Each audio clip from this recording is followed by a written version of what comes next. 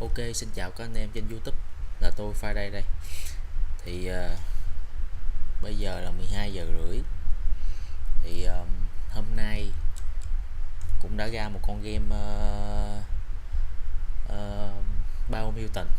Thì đây là một con game siêu phẩm mà hổm rày thì tôi xem trên các kênh mà YouTube mà về game á, nói về game á, thì tôi thấy là luôn luôn xuất hiện ra cái con này, và lúc nào cũng có cái thông báo cho cái kênh của tôi rằng là con game này đang được chơi, đang được review, được đánh giá mà nói chung khá là cao. Thì con game này bữa giờ thì tôi thấy thì nó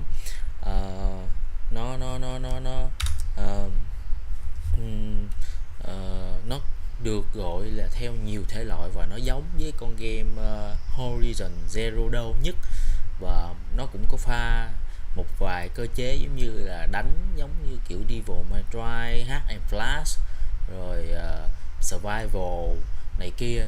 Thì hôm nay con game này tôi mua ở trên Steam thì khoảng 700 mấy á. Thì thật ra thì con game này vừa ra nó có gắt luôn em. Tôi rất là bất ngờ là con game này vừa ra là nó có gắt luôn. Thì tôi mới tải có mười mấy ghi thôi, tôi mới tải trong ngày sáng hôm nay luôn đó. Thì chơi thử, chưa chơi thử nữa, bây giờ đang vào thì giới thiệu với anh em. Khoảng 12 ghi gì đó đó. Thì bây giờ thôi mình vào luôn ha, vào thẳng vấn đề chơi game luôn. Nghe nói con game này khá là hot. Ok. Đấy, thì vào luôn.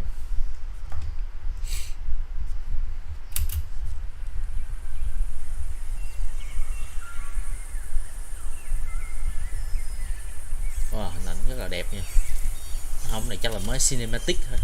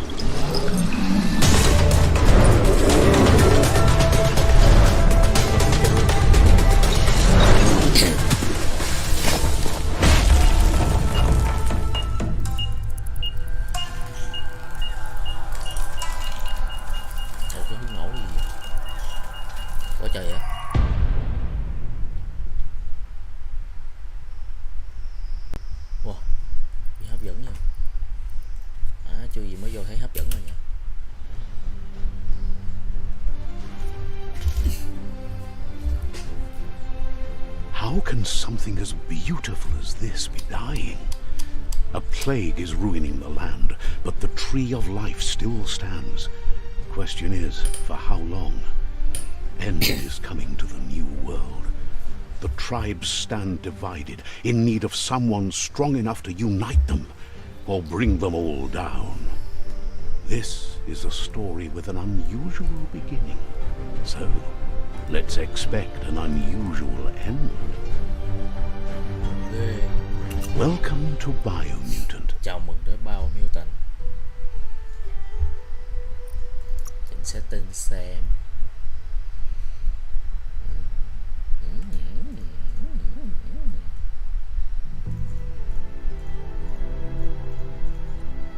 Còn mấy game này thấy hay để 100 là nó sẽ hợp lý nhất. Deep Field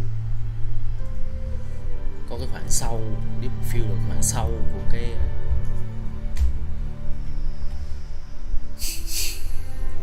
audio mapping celebrate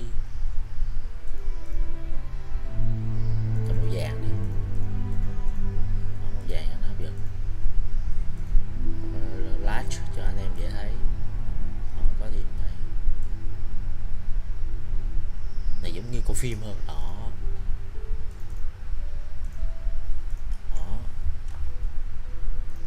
Thật ra thì cũng không mấy lắm, để nó ấy lắm thì nó không hay lắm. Để coi video có gì off đi,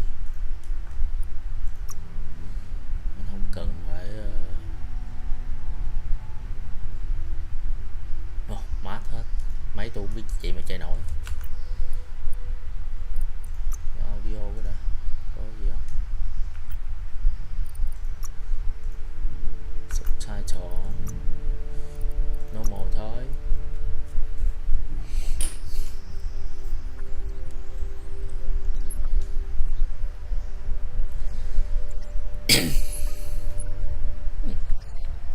Cái này nó lại giống như cái kiểu mà con game mới hot dạo gần đây là Grounded. Encode your DNA. Encode DNA. Tạo được nhân vật luôn. Model. Có các thể loại luôn hả? Sao xấu quá vậy?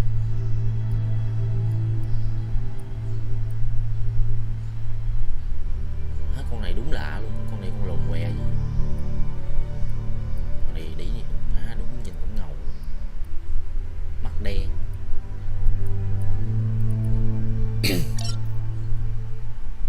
Define your encode your DNA. Từ random. Define your genetic encode your DNA. Define your genetic structure. Variety là cái gì? Variety là kiểu ấy hả ta? Máu, nhưng mà sao hình như là nó mập rồi. Trời.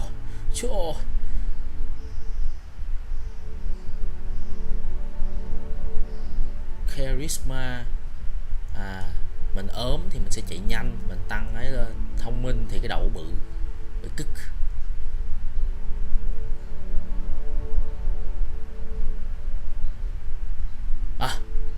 Ghê vậy? Nhìn ghê quá.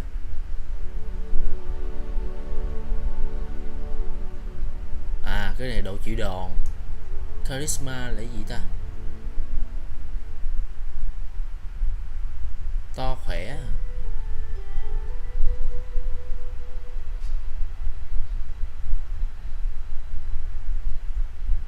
Sức mạnh thì bự đầu. Má.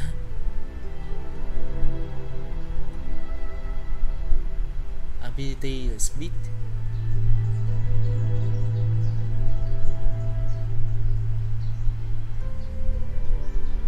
Khó chịu vậy.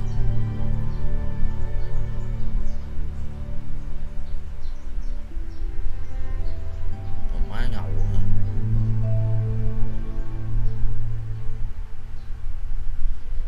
Cho mọi thứ nó vừa đi.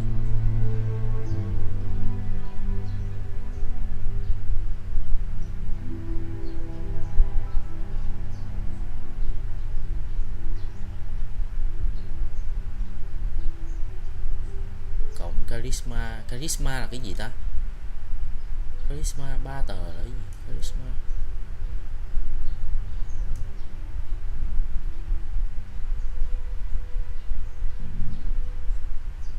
45. Charisma là cái gì nhỉ? Nó xài tiếng Anh thôi, không biết luôn á.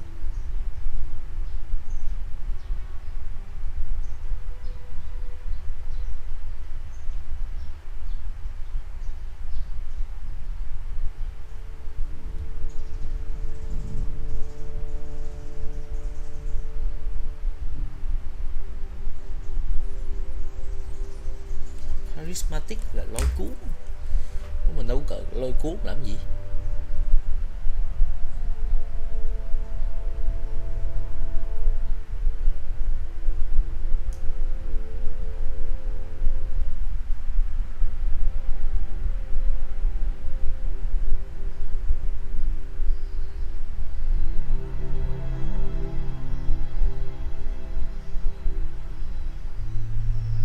Cái đầu bự khó chịu quá.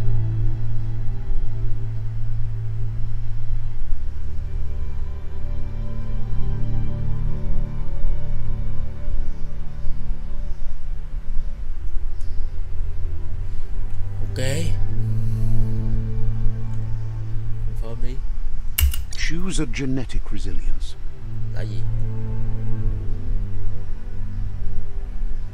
Hết bao da cool là sao? Cái này là cái gì?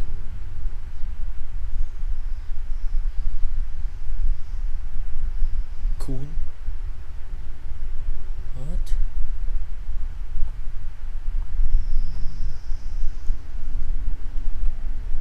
Choose your first style. First style. Ôi,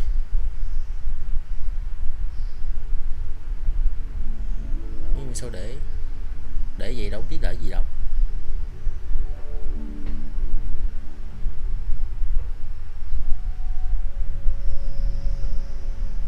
Wow, random nhiều quá. Má mấy con game kiểu random như thế này.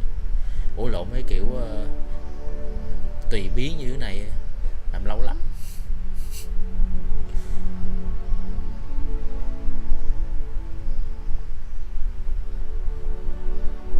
Cái này biết giống ai không? Này giống God World. Pick your main color.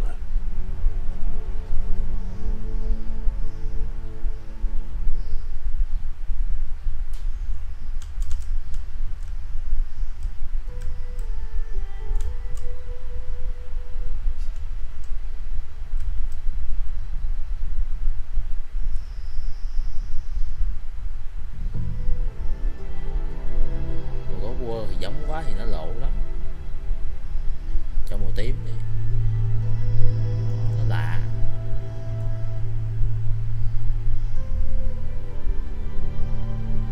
Tím xíu, nhìn hơi lạ. Má mà nhìn này bị đeo.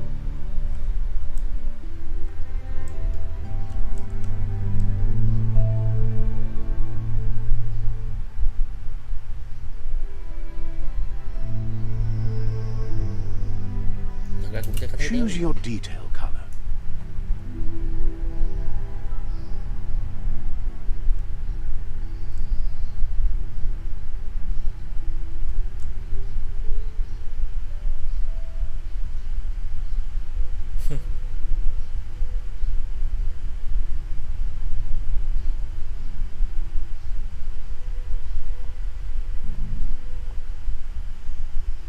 Vãi cứt thiệt. Vãi thiệt.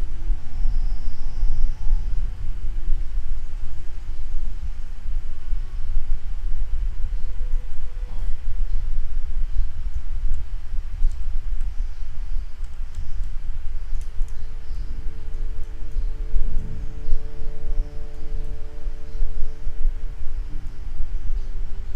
Màu này nó có hợp mệt với tôi.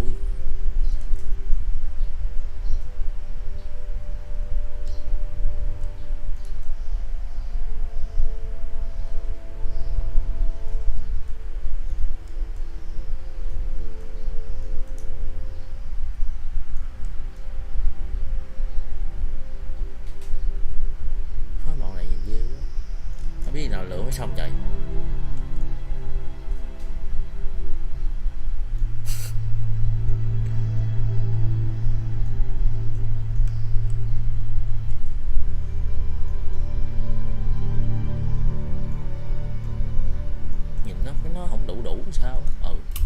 Pick a Deadeye. Ghê vậy? Mercenary. Ghê vậy? Deadeye. Bắn súng. Commando. Psyfreak. Saboteur. Sát thủ. Sentinel. Sentinel. Saboteur. Chọn class luôn. Psyfreak.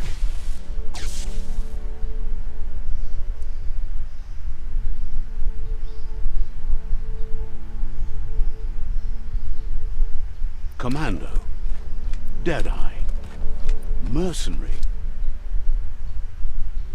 Saboteur. Psyfreak. Commando. Deadeye. Mercenary. Do sẽ tăng thêm 10% đam. Saboteur. Do drop energy Sentinel. tăng Saboteur. Psyfreak. bút vô ha. Tôi thích cái này. Do key energy sẽ tăng thêm 20%. Psyfreak chosen. Pick a mercenary chosen. Pick Psyfreak. Mà sao Deadeye. cái Command. này ghê Psyfreak. quá. Deadeye. Psyfreak. Bận này ghê Psyfreak chosen. Bận That'll áo work. ghê quá. Rồi bận áo thì thiệt luôn hả? Here's somebody with a troubled past, drawn into the spotlight of a story that's already begun. Ghê vậy? We're already at a crossroads. Choosing a path in life is that fork in the road where you make a choice or simply stop living. Trời có choosing. But for you, it's not only a crossroad, but a choice. A reflection of your key, the primal energy that flows through everything.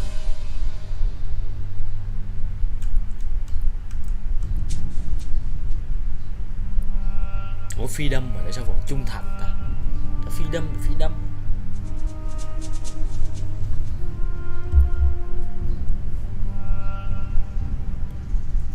Allow me to introduce myself. I'm the dark side of you.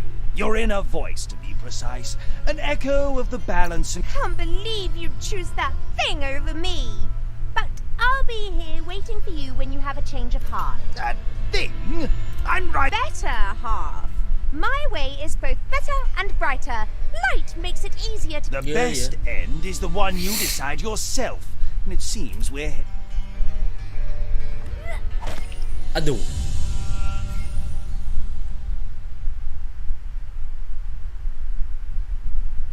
Mình có bóng tối luôn hả?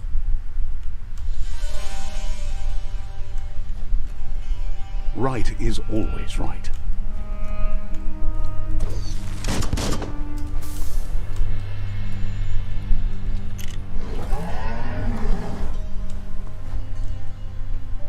Phải lúc nào cũng phải. Stories of death and the bodies left behind. A reminder that we're at the mercy of nature and the one that preys on others.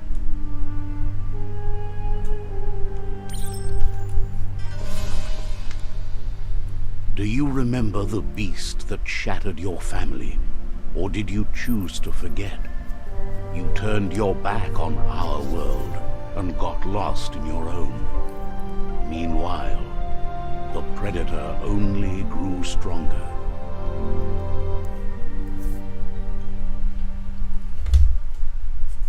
Ồ, nhìn phép thuật siêu.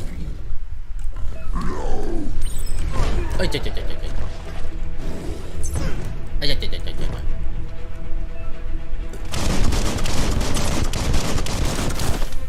Cái.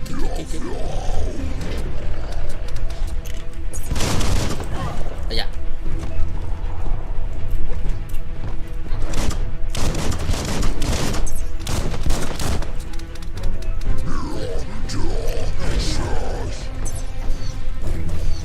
Ây da.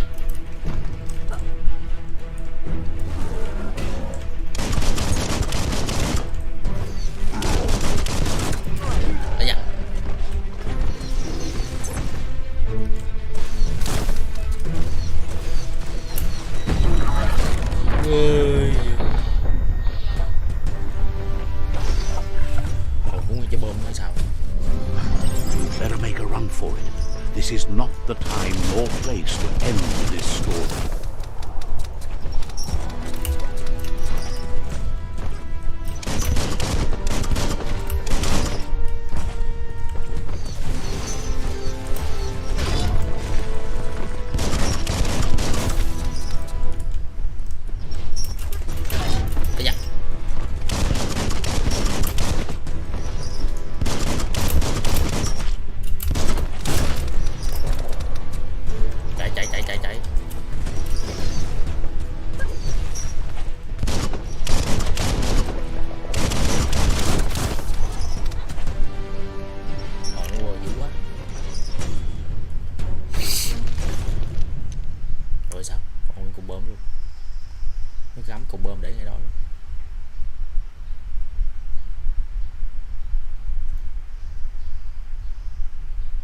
Nó nhiều nút quá mà làm mọi thứ nhanh quá. Làm mọi thứ nhanh quá.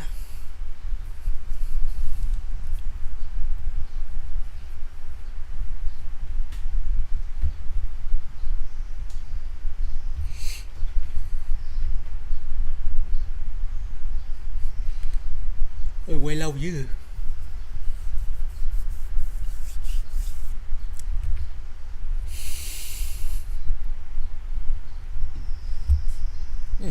Game có tiên lâu vậy?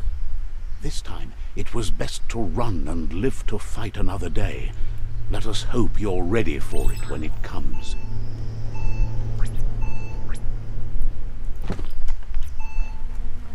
Sắp nổ rồi, sắp nổ rồi.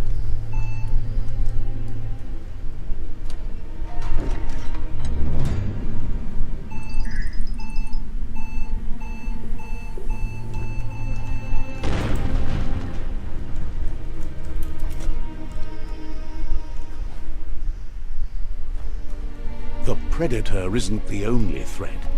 The wildlife started to mutate when the end of days began, and the tree of life started to die.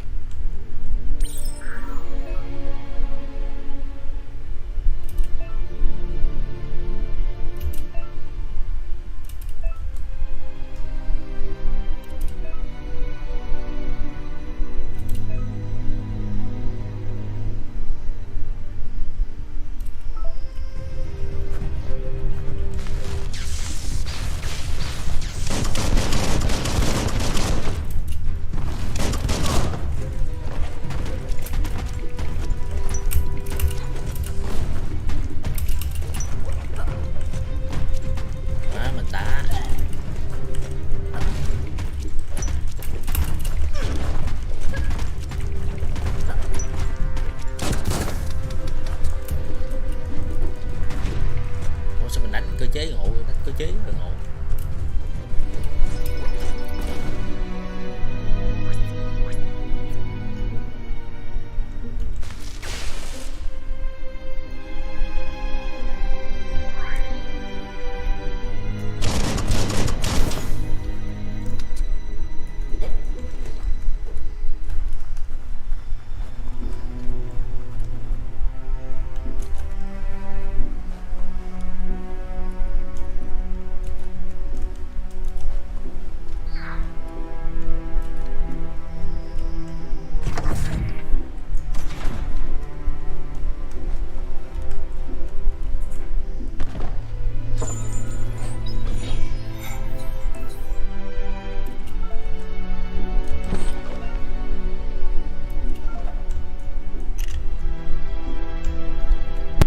Ấy thêm chữ súng.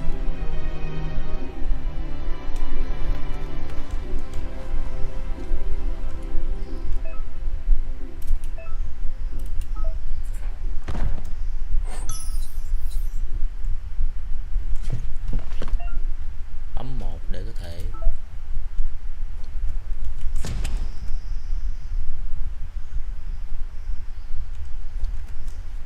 như game zombie. Nói sao? Cái này là gì?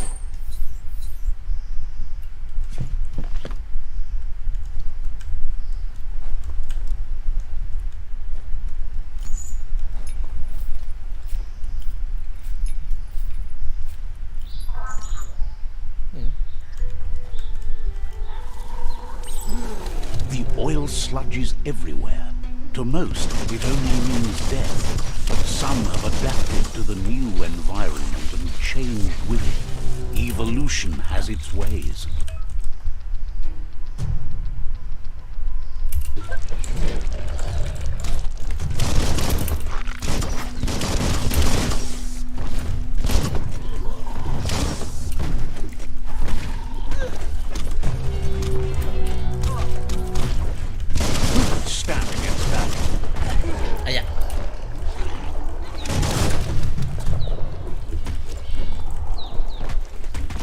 Fists of fury.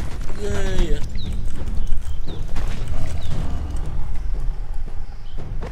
Ồ, chết luôn.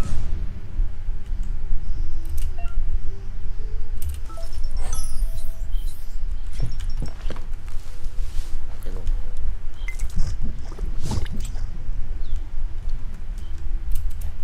Dơ quá, nước dơ quá, nước dơ quá, chết đó. Rồi nhìn mình thi gớm vậy. Má đúng tội nghiệp luôn.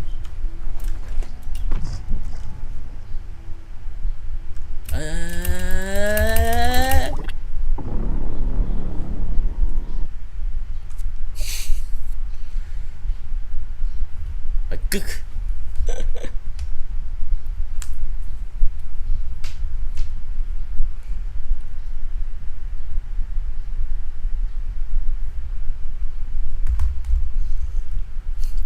Một pha tự hủy.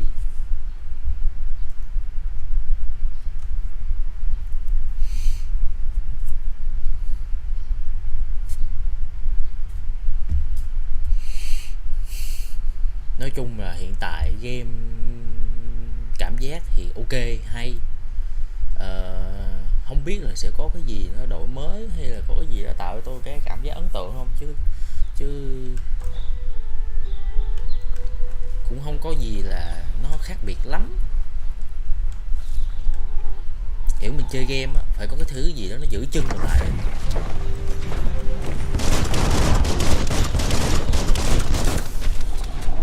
Ui.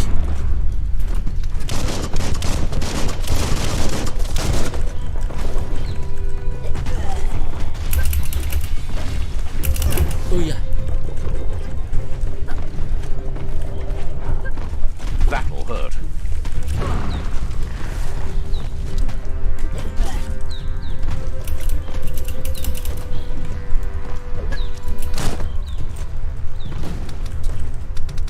Ây da, ây da, ây da.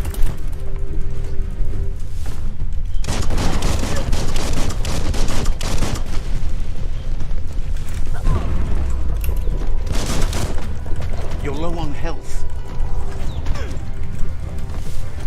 Fist of face. Fist of fire.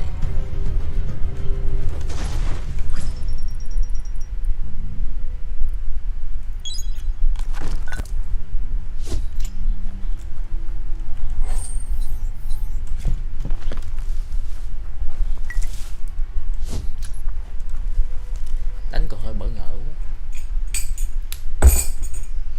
Thử cái tay cầm coi nó có khác bọt gì không.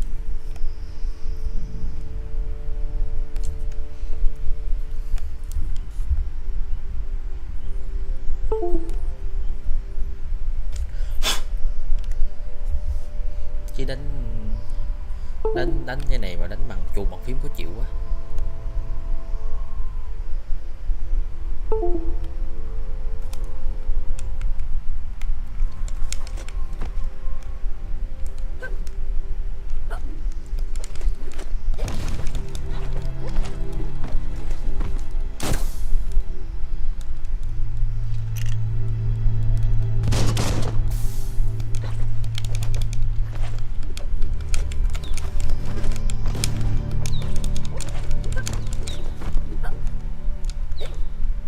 Này đỡ.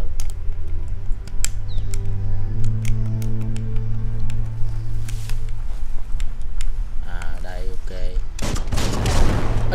Trời má, một pha tự quỷ tiếp. Lại tự quỷ.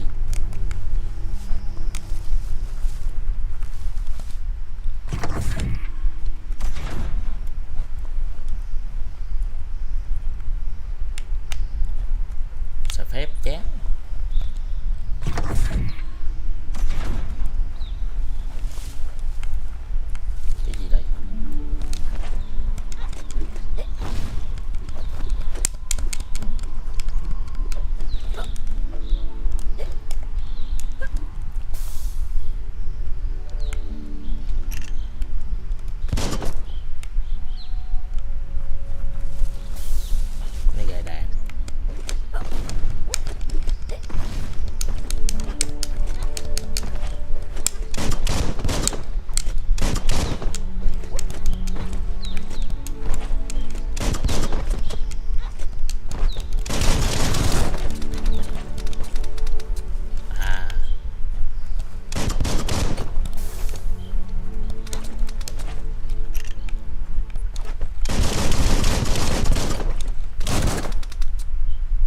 click.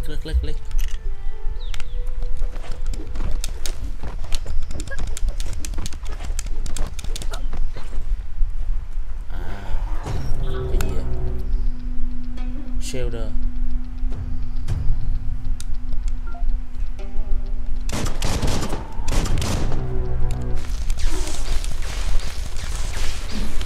Ơi.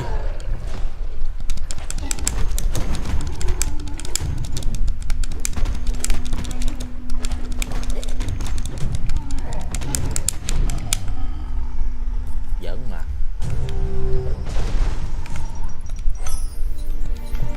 Giỡn mặt.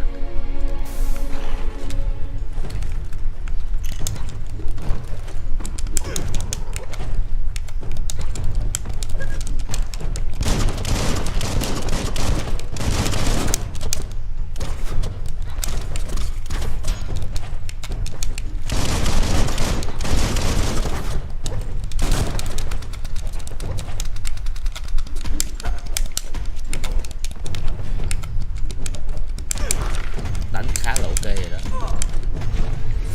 Trời ơi.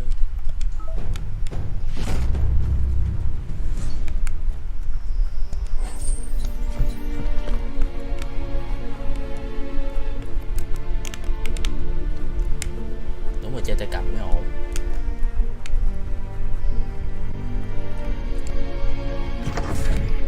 Look, an emergency box from the once was. A rare sight.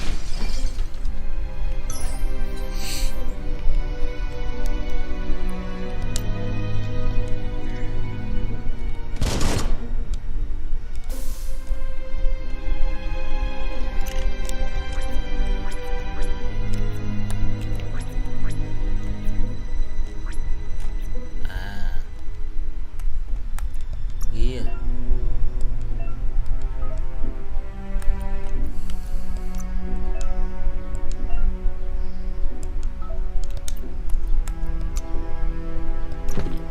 Feels good on you?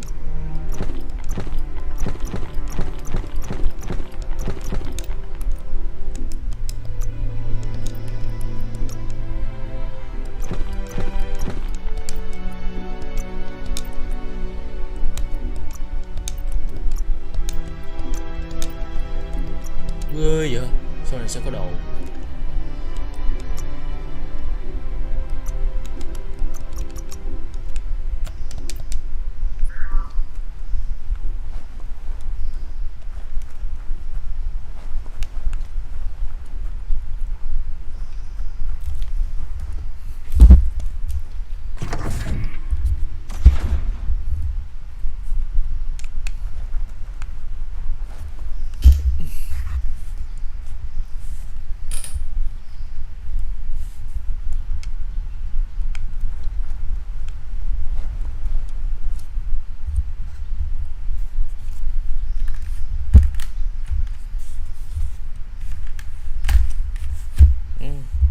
Bực thiệt chứ.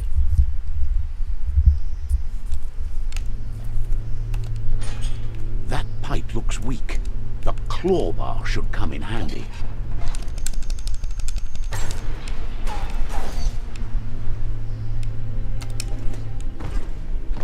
Whoa. It's time to find a way out of this place. No, really, I mean it.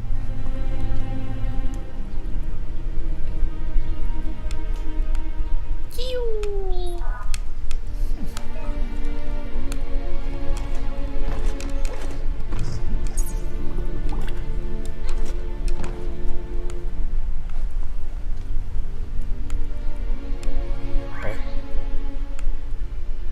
Hà nấm. Nó tưởng nó là bẫy.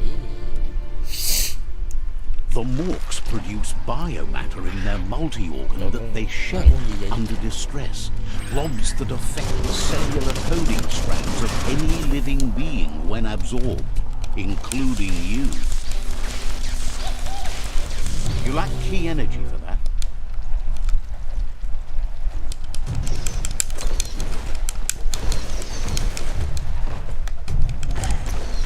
Ây da. Ây da.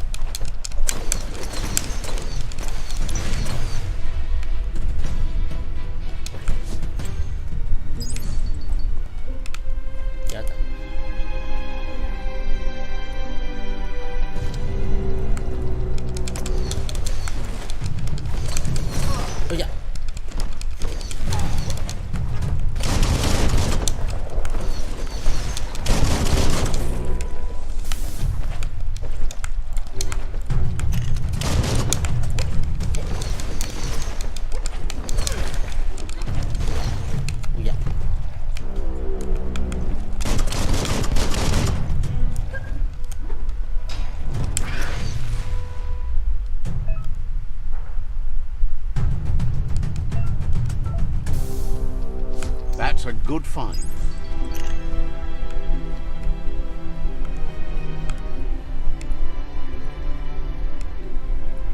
Clamber right up.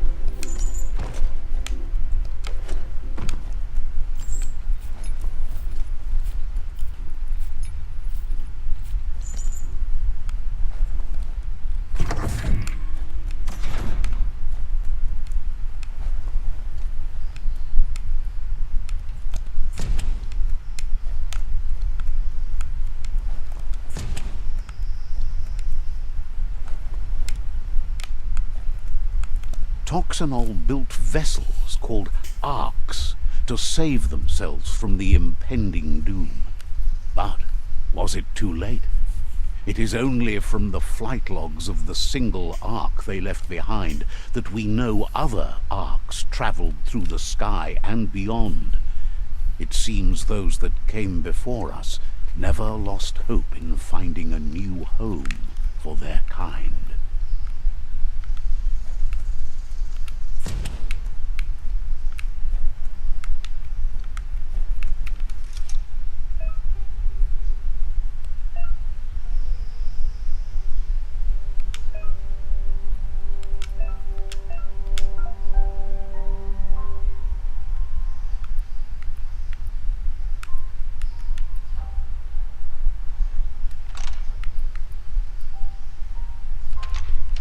Just a few moves left. Make them count.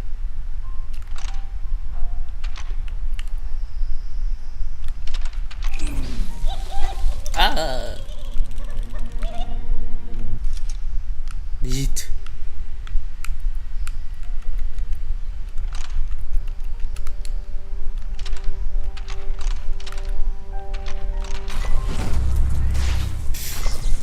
Đi chị giữ.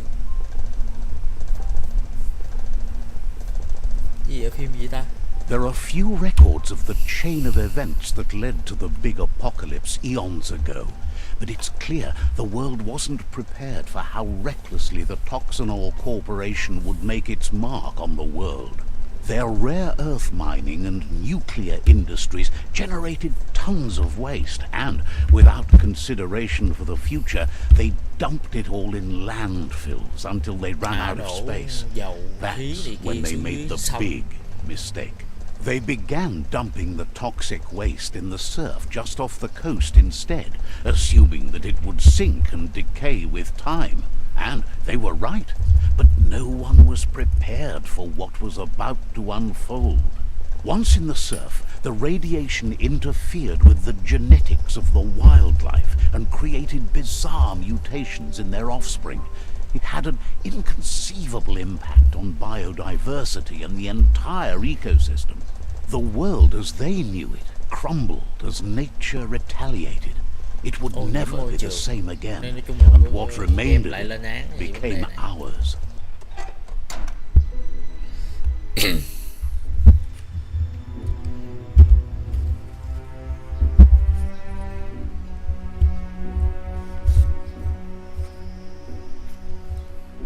Là vấn nạn này không có gì lạ lắm.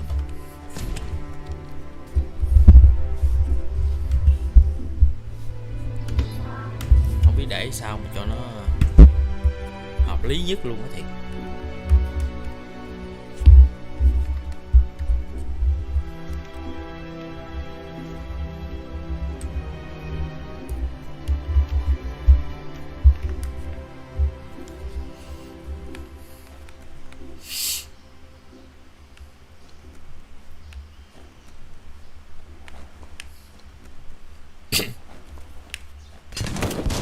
Sound of spark metal going pew pew is never a good thing. It's coming from behind that door. A warning label. The box looks like a potential brain melt. It's going to take a bit of puzzling to short-circuit the door.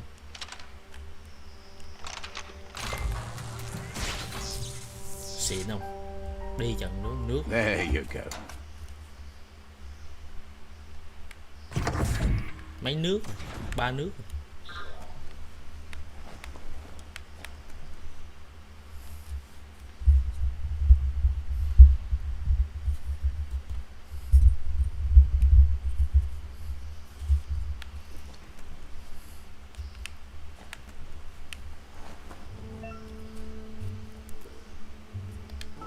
The wheeled one is outnumbered. You'd better help him out.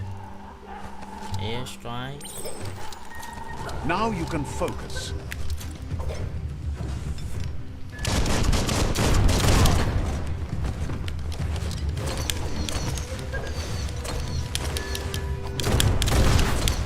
Pull.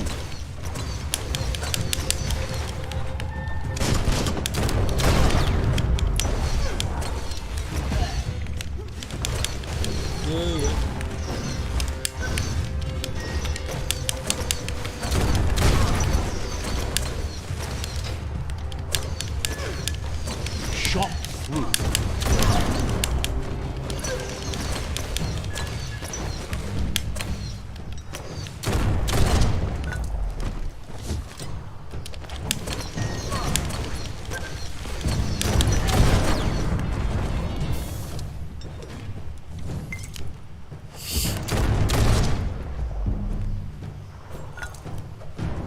Might not need that now, but you will later.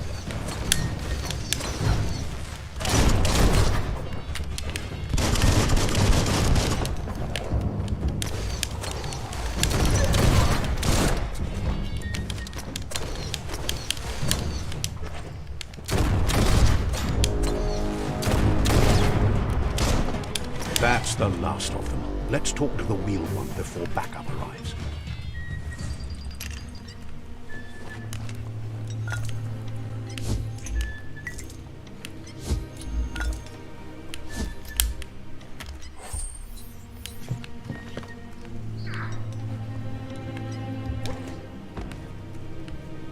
Không leo lên được, phải nói chuyện đó.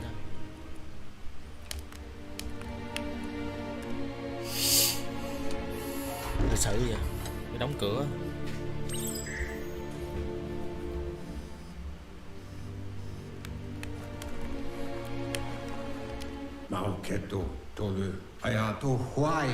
He wants to thank you for taking his side against the scavengers. He sounds familiar. You just can't figure out why. He presents himself as out of date. He knows he's way overdue, but he hasn't given up. He doesn't seem surprised that you don't recognize him. You were just a child back then, the night everything changed. There have been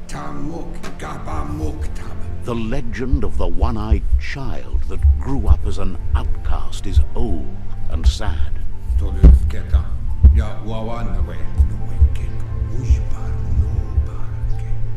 The child could have been anyone, but the evil it had fled had left a mark, a facial scar to remember the past.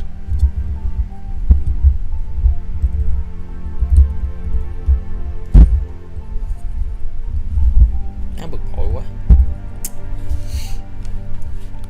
The scar. How Lupa Lupin somehow left you alive after his raid on the old village. He must have had a purpose with that. The question is, what?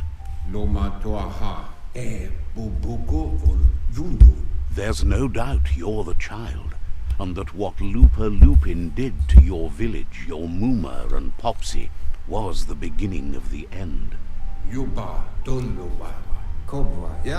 He says it has taken you a long time to bring the past back up to the present, to find your way back, but he's grateful you have. It was after the attack that the unity fell apart.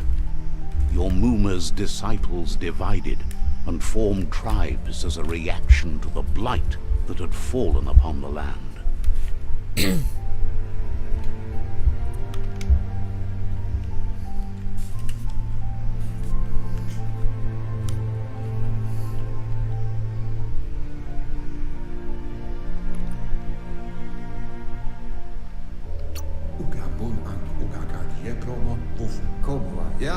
After the old village was destroyed and you disappeared, a struggle between the families erupted, and over time, the disciples turned against each other.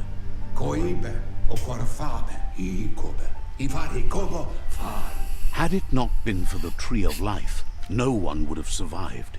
He hopes you at least remember the tree. Tại đó ông này là như người thân của mình, kệ. Ông giúp mình.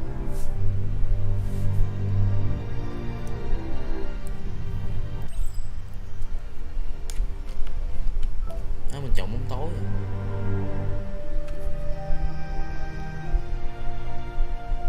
Nó chọn theo chân lý, con đường chân lý luôn.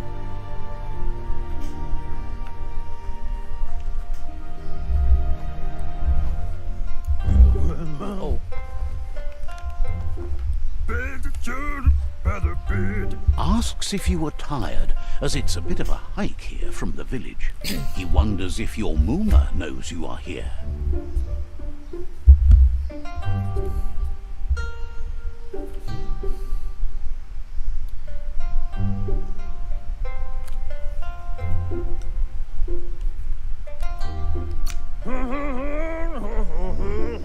You're such a good child, so you probably did. Even the young forget.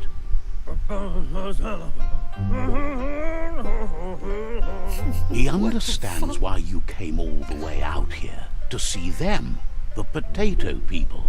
The potato people, or Nono, are a wonder, somehow interlinked with this little tree here, fueling its source of life.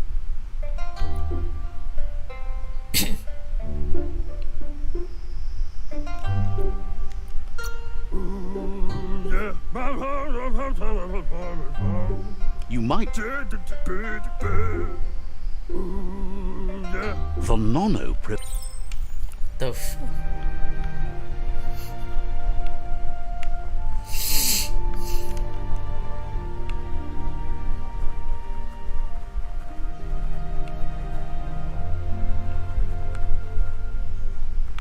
em cũng đẹp mà hoạt hình thì nhiều.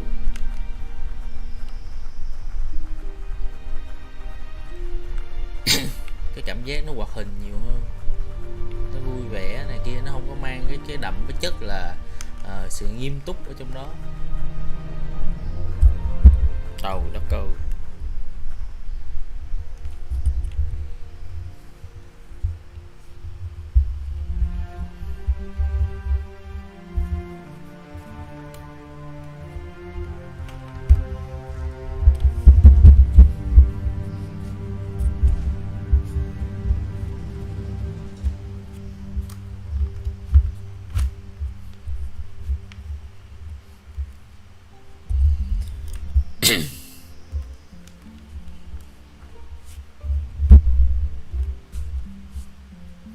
Như vậy thì nó cái mai nó hay sẽ lúc lắc lúc lắc.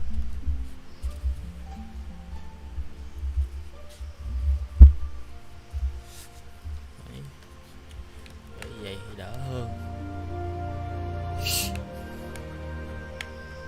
Gì?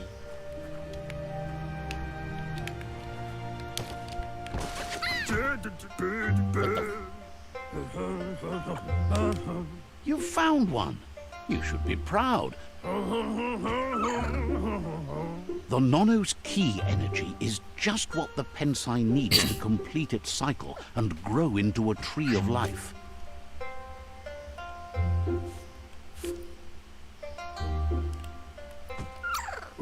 Pensai là cái gì? The small tree you saw up there where you met will eventually grow into a tree of life and start giving back to nature. It'll be the heart of the land. You'll need to support the tree for a long time to come. The only way it'll grow tall is with the burst of ki released from the Nono. You'll need a net to catch the Nono, and he wants you to use his, but asks you to be gentle. The Nono...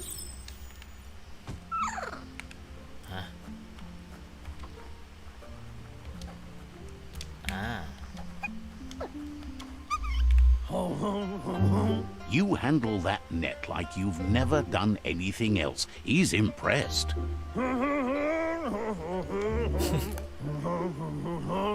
He's grateful for all the help he can get. There's lots of Nono out there that need to be guided to the roots of the Pensai tree.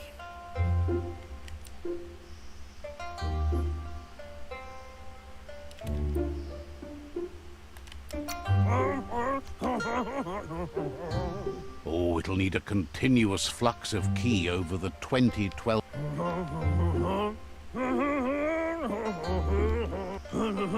Sao nó không thể nói đàng But hoàng mà cứ today, your What the...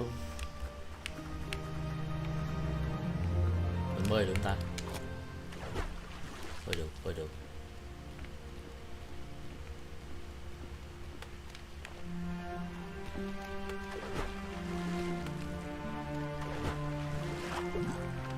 À, chết. Có chết nữa hả?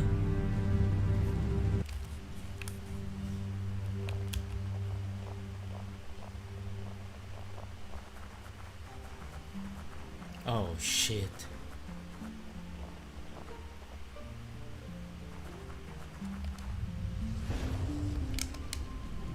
Oh.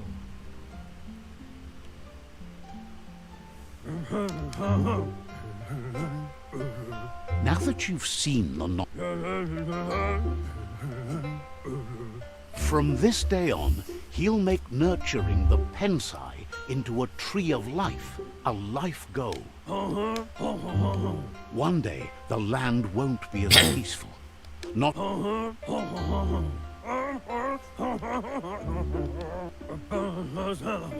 He says you'd better hurry back to the village before your Muma comes looking for you. You did good here today.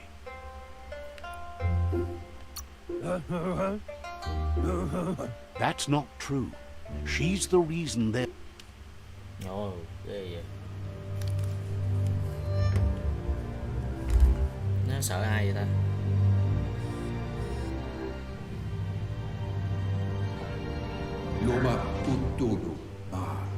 He lost you there for a while, but no memory is alone. It's part of a... He says he remembers every single day he devoted to growing the tree of life. The tree started to die when the end of days begun, and it wasn't long after that that the World Eaters arrived.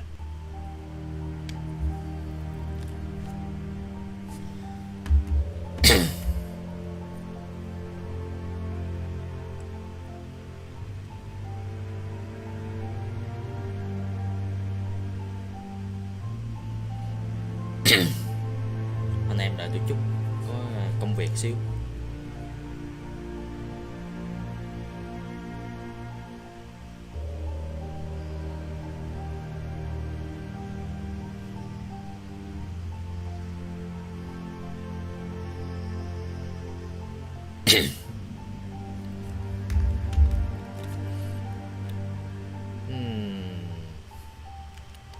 Ôi tơ lại.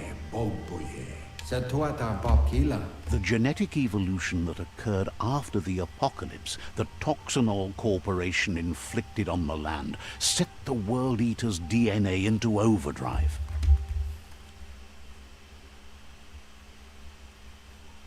His friend Gizmo is working on a Mekton and needs help defeating the Jumbo Puff at the end of the West Route.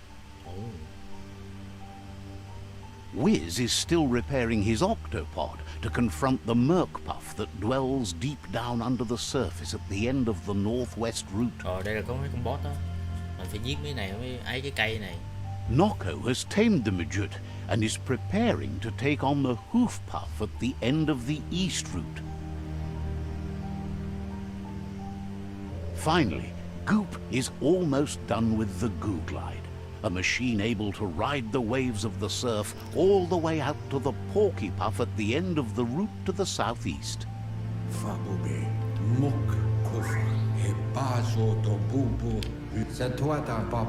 The road ahead won't be easy, but he's counting on your support. His friends aren't strong.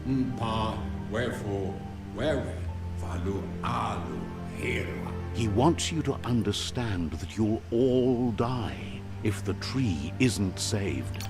Bảo vệ cái cây đó, cái cội nguồn lại là một cái kiểu. His friends have Nói chung là nó prepared quen something giống như cái game specific gì for each world game eater. cũng 2D, The Mekton, nghe the khá là đẹp. Octopod, the Majut, and the Goo Glide are almost ready to ride. Ori, đúng rồi, Ori. Regardless, you'll meet again once you've played your part in the tribe war and the situation with... Cho mình gì? Cho mình cái vợt. Cho mình cái vợt để lấy cái root net.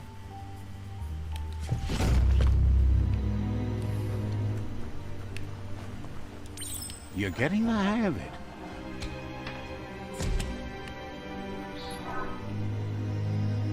Quickest way out is through the roof where they came in, and the rope looks strong enough to climb.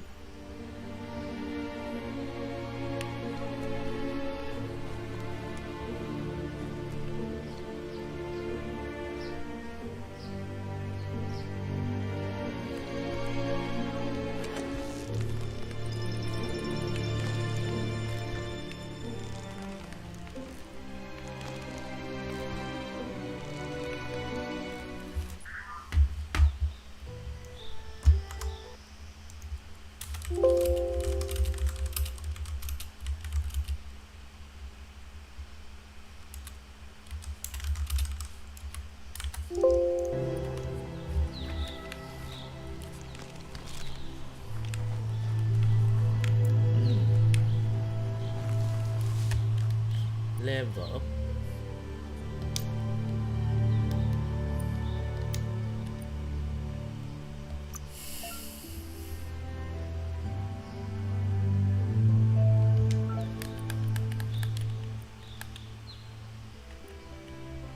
Cơ hội chim mà. Cái này 3 thành. Charisma là sự cuốn hút. Tăng máu. You're looking sturdy.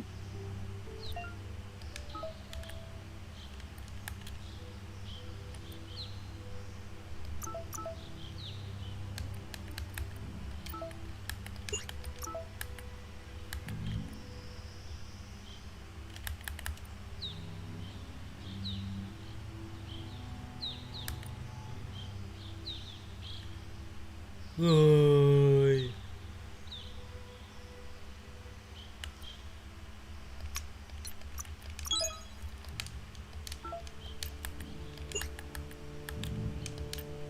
À, tay không bắt cướp.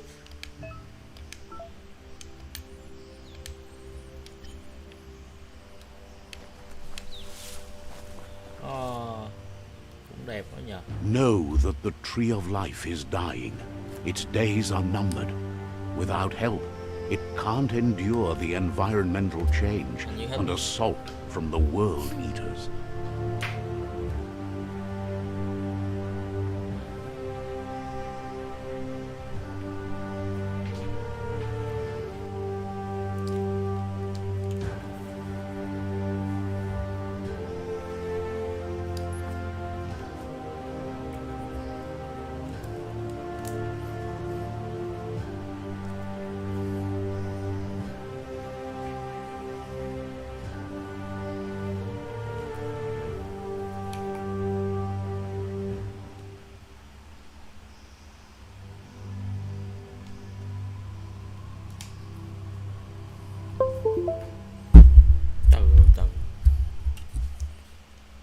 Nghĩ là tôi phải mua thêm cái cây gắn cho nó lên cao quá.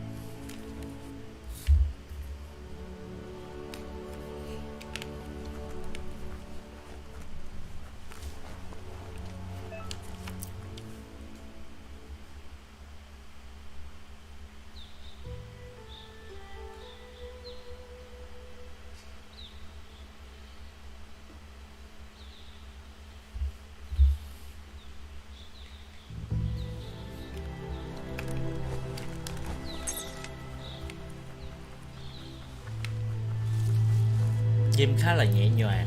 A signpost. maps it out for the cartographically challenged.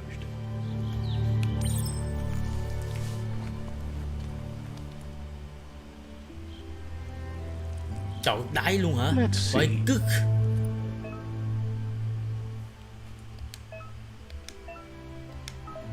Lấy mấy cái spot đó thì sẽ làm. Wow. 4 góc. 1 2 3 4 5 6. Cái cây đó là cây gốc cội nguồn. Mình sẽ đi để mình đi ra thế giới. Wow, to nhờ. What? Bự vậy. Con khủng long. That must be the world eater that chewed off Out of Date's leg. You'll need a hat trick to bring that down. The world eaters have made their marks on our world over time. Ôi, tụi này nó không có giống như là rau điệt là bị biến nhỏ lại, mà như tụi này nó biến to lên nữa thì phải. Thế giới con người lúc này cầu kìa, mà mình bự khác gì đâu. That's not the first nor the last village it'll leave in its wake.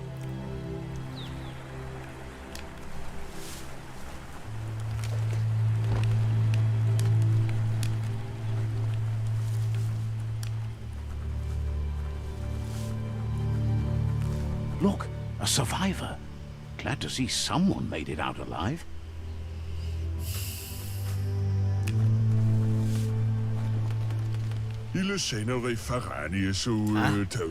He's heard the stories about the terror inflicted by the world eaters to other enclaves, but never...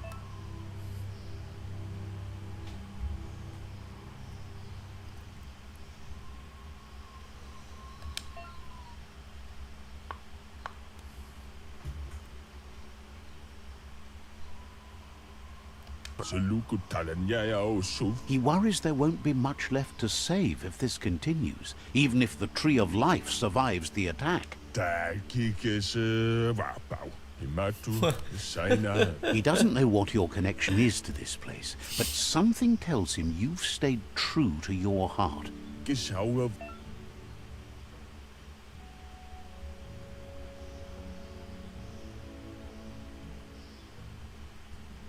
Mình có thể chọn con đường ánh sáng và bóng tối ghê.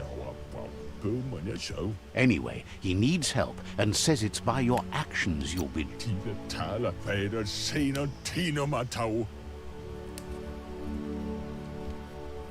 Tim mình chọn con đường bóng tối. Spark of light in you!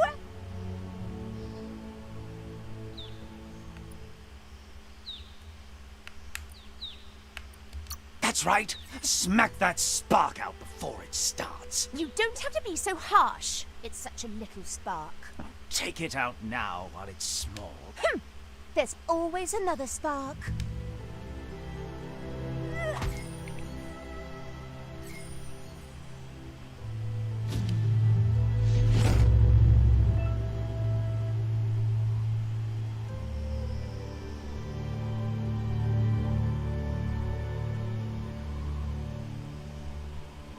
Espion có thể mở năng lượng cùng với cái màu mà gì vậy? There's Out of Date again. He must have missed something important. Hết hạn. Lão già hết hạn sử dụng. Out of Date knows you'll make a better stand against the world eaters with the support of a tribe. And there's two nearby. The Jagni tribe is likely to be your primary choice as they seek to become omnipresent and, most importantly, feared. Regardless of who you choose, it won't be easy, as the conflict between the tribes is worse than ever, teetering on the brink of war. Out of date says someone needs to... The Myriad's conviction to stop the World Eaters began when the Leviathans rose from the depths of the... Siding with the Myriad's movement for wholeness in a fragmented world might seem like the logical thing to do, but is it the right thing? One thing's certain, though. Destiny arrives all the same. Nhiều cái. In Jagni's case, letting the World Eaters bring down... The Jagni tribe only ever had one conviction, to bring balance to the world by wiping out the weak. They believe a cleansing is necessary to restore the world, and want to let the World Eaters bring down the Tree of Life. But siding...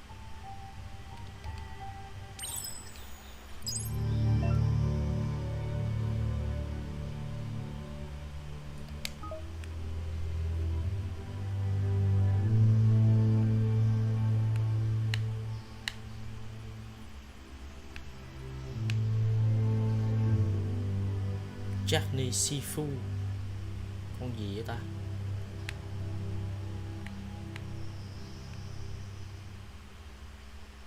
Magister Sifu. Another fork in the road. It's either the tunnel or the motor bridge. What'll it be?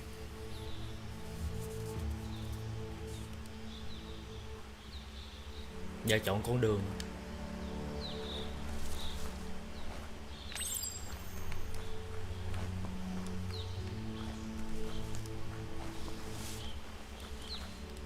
Sông này xa dữ ta.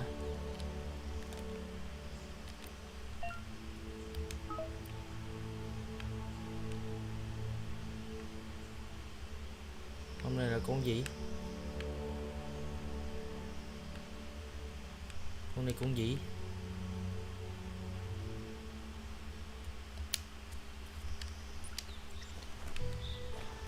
Lại con gần thử coi. It's a bridge. Just get over it.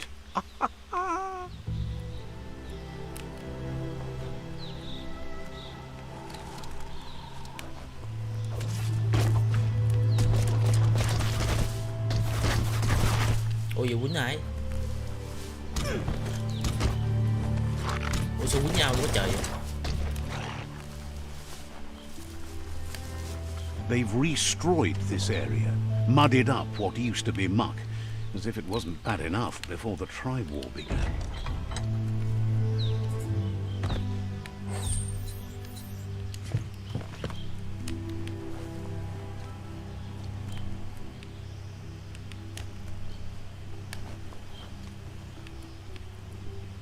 Wow.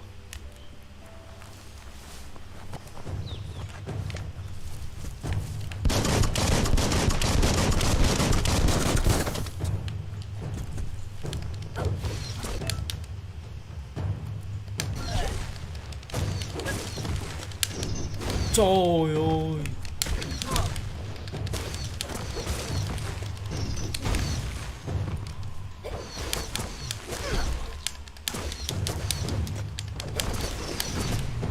Trời ơi.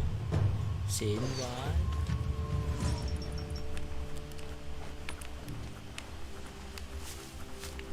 Ủa đây nó ấy cứng lại rồi. Sao đi?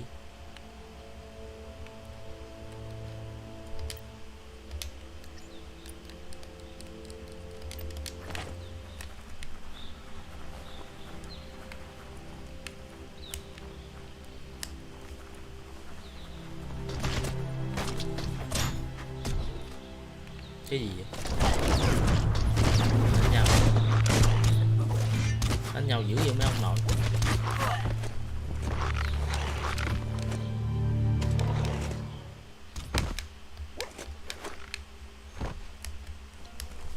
Qua đây thử không?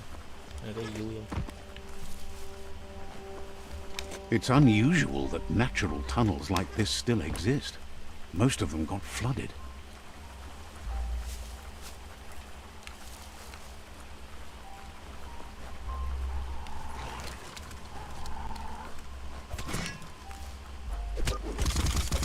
Trời gì đánh nhau dữ.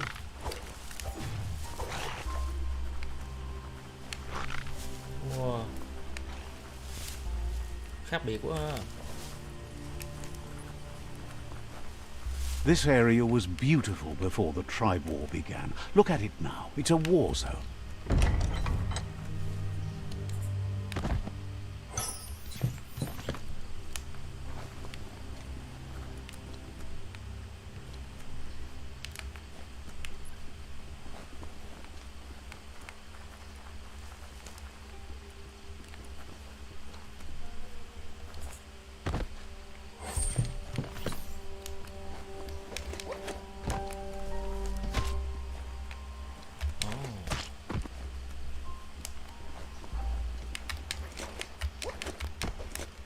Đúng là game thế giới mở.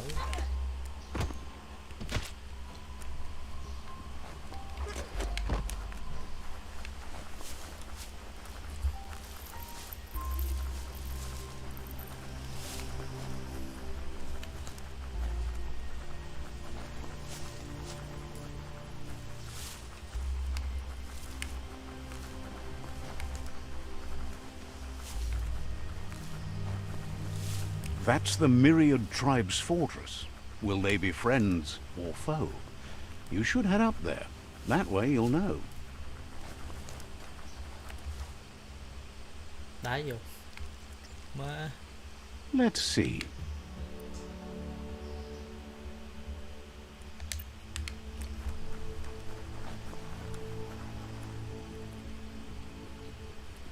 It's a beaten path to that door. If you go there, you'd better make an entrance.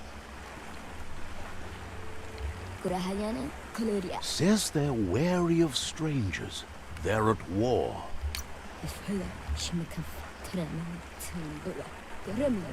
Says the thief.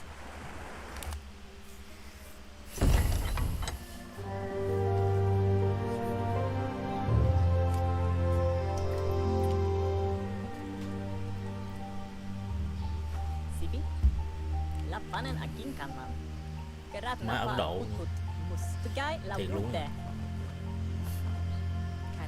The Myriad tribe act on understanding of the greater good and a code of honor. They believe uniting the tribes is the only way to restore the peace.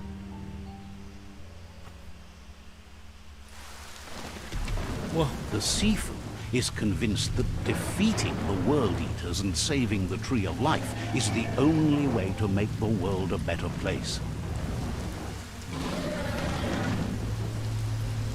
He welcomes you to the Myriad Fort and introduces himself as the tribe's Sifu. But he was hoping you'd show up. The news of a vigilante Ronin on crusade crossing the Great Wall through the crack in Bunker 101 has preceded you.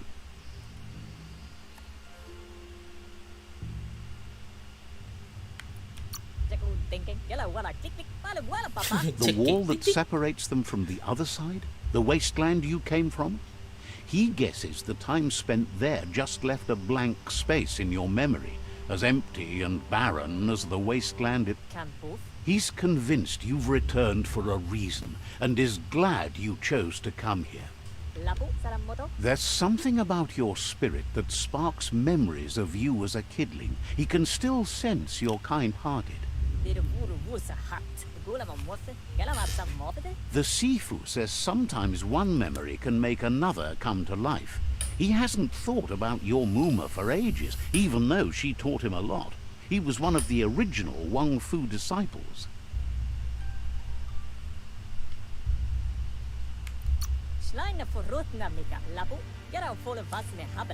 Your Muma invented Wang Fu. Originally, it consisted of unarmed combat and the 6 weapons: the boomerang, the shuriken, the bow, the staff, the nunchuk, and the hook and chain. Ghê. Myriad wants unity between the tribes. Their goal is understanding of the great. Says there has to be some dark so that light can prove its purity above it, and promises this will happen if you help them unite the tribes, defeat the World Eaters, and save the... He had a feeling you'd say that, and it's too bad. He wished you'd follow your heart instead of your mind. He thinks you should reconsider and follow your heart instead of your mind. Otherwise, he'll have no choice but to treat you as a rival.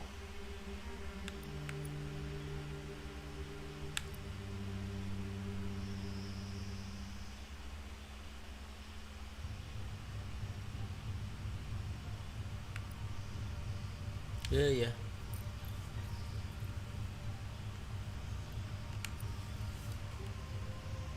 They won.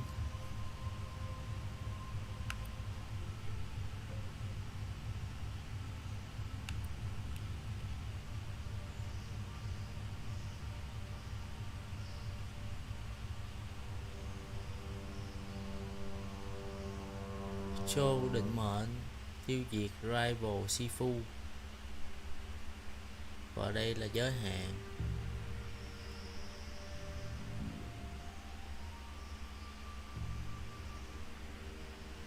Tới mục tiêu là He offers you to return and take your place at his side when you've found out you've picked the wrong one. mặt tài.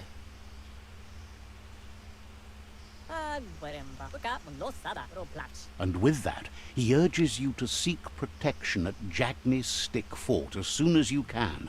He won't be able to guarantee your safety now. The Jagney got the short end of the stick after the attack on the old village. When the Myriad moved into the fort your Muma envisioned, the Jagney built their own fort from the Goodbyes are not forever.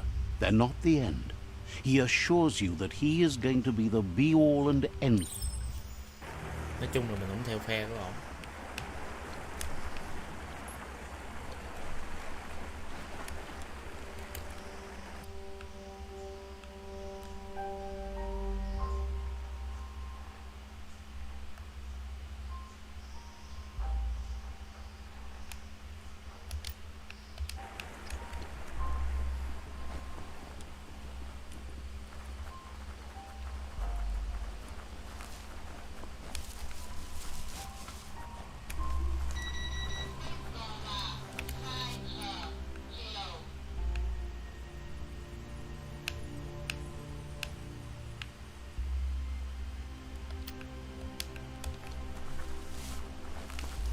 Mình chọn phe chắc ni, mình đối đầu hôm đây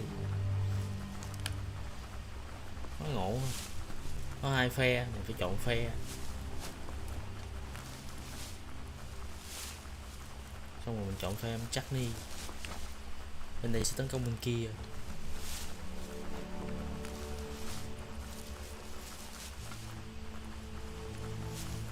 Tại sao mình không được chọn là mình không chọn phe ai hết?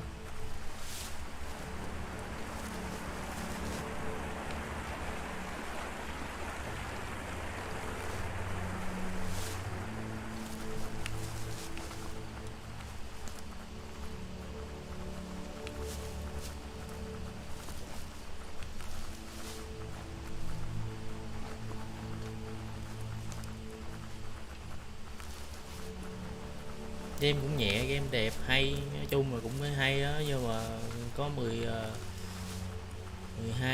thì phải nhớ 12GB. Game này trên Steam là đang là 700, hôm bữa tôi mua là 700 mấy á. Biết là That's the Jagney tribe's fort. Their friendship can be a blessing or a curse, it's up to you. You're either a part of their solution to the tribe war or part of the problem.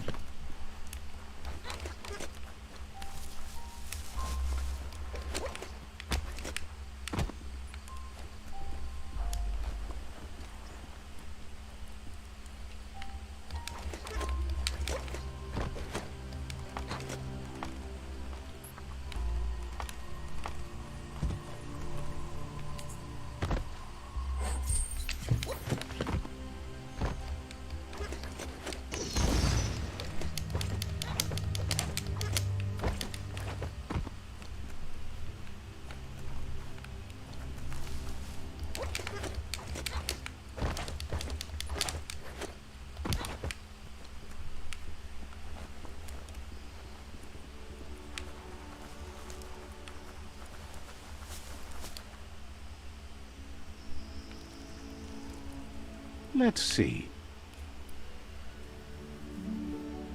Mirror Forest.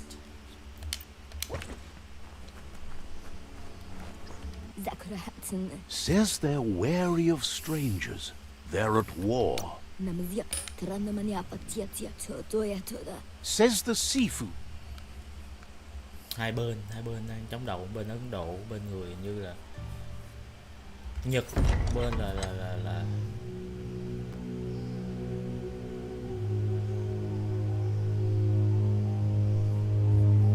ghê vậy.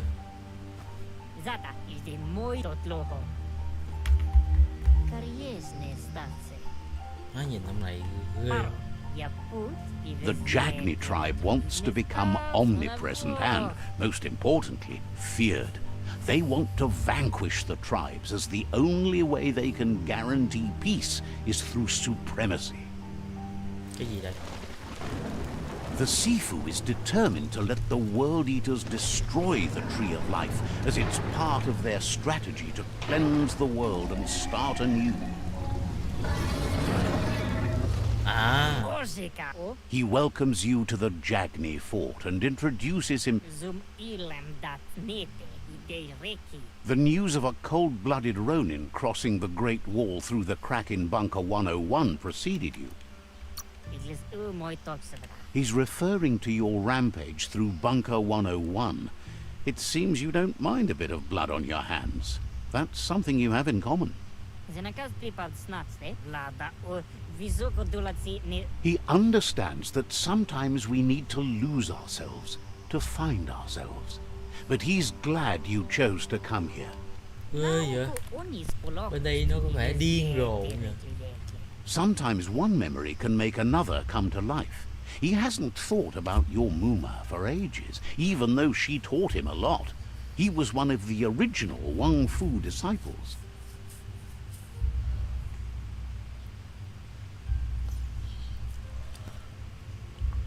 Sometime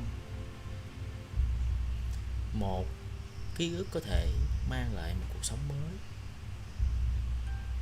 cuộc sống khác. Không nhớ Moma của mình bao nhiêu tuổi, nhưng mà bà ấy đã dạy ông ấy rất là nhiều.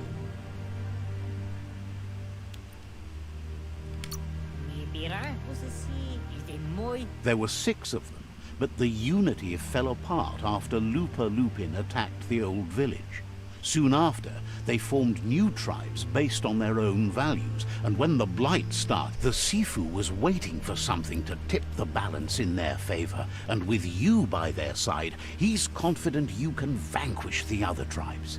The one he wants to deal with first is the Myriad tribe.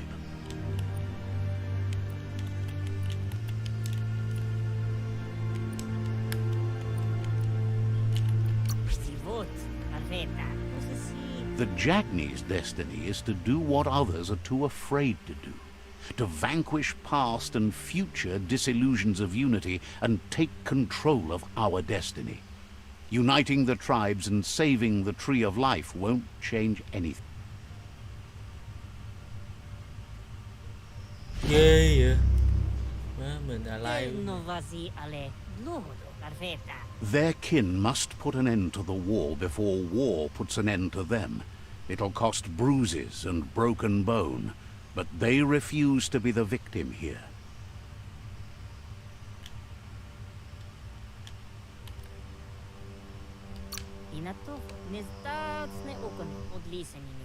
Being defeated is a choice they won't make. They've talked about that, but words do not frighten those who feel no fear. He wants you to focus.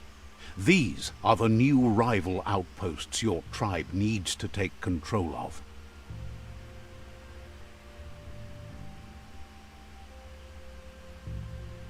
Đủ. He says you'll regret not being on their side. The only way you'll learn their secrets, Wung Fu and the tribe weapon now, is if you defeat him. And that will never happen. You both. Tells you not to be afraid. Your fate cannot be taken from you. Once you've conquered the rivals' outposts, you'll challenge their sifu for control of their territory, tribe weapon, and kin. Ghê vậy, mình chọn phe The này. only seeing you bring Jackney doesn't want a new you.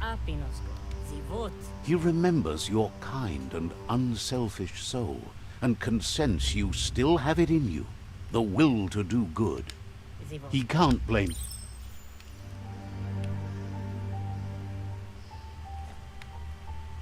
Rồi mình chọn con đường này. Mình chọn con đường này. Con đường theo phe bên đây là kiểu cực đoan, bên kia là kiểu tích cực. Mình bắt mấy con này xong rồi để cho nó làm đồng minh với mình nấy nó. Còn anh kia kiểu là phải tiêu diệt, phải hủy diệt và để cứu sống cái đó, mà đâu có cái gì là đúng hết đâu. Nên là mình nghĩ mình chọn bên đây là hợp lý ở cái thời điểm, ở góc nhìn hiện tại, ở cái quan điểm, ở cái suy nghĩ này của mình hiện tại. Không biết là đúng hay sai, nhưng mà đôi khi mình thấy cái bên kia cũng cực đoan, mà bên đây cũng cực đoan nữa, kiểu như thay vì để số phận nó định nghĩa mình thì mình sẽ định nghĩa lại số phận bằng cách là mình sẽ chọn con đường là mình sẽ tiêu hủy hết để không có cái gì mà mình làm tất cả mọi thứ mới. Còn bên kia là vẫn giữ nguyên cái lối cũ. Thật ra bên nào cũng có cái hay của nó cả, nhưng mình đâu biết hậu quả là gì, cho nên mình sẽ chỉ chọn một con đường thôi. Và đây là cách mình chọn một con đường thì mình sẽ phải đánh lại với cái phe còn lại. Ok, thì mình chơi đến đây thôi anh em. Cảm ơn anh em đã xem. Mình nghĩ thôi, hiện tại con game này cũng rất là ok và hay. Tôi sẽ cố gắng và chơi và tiếp tục cái hành trình cùng với con game này cùng với anh em. Cảm ơn anh em đã xem và chào anh em nhé. See you again.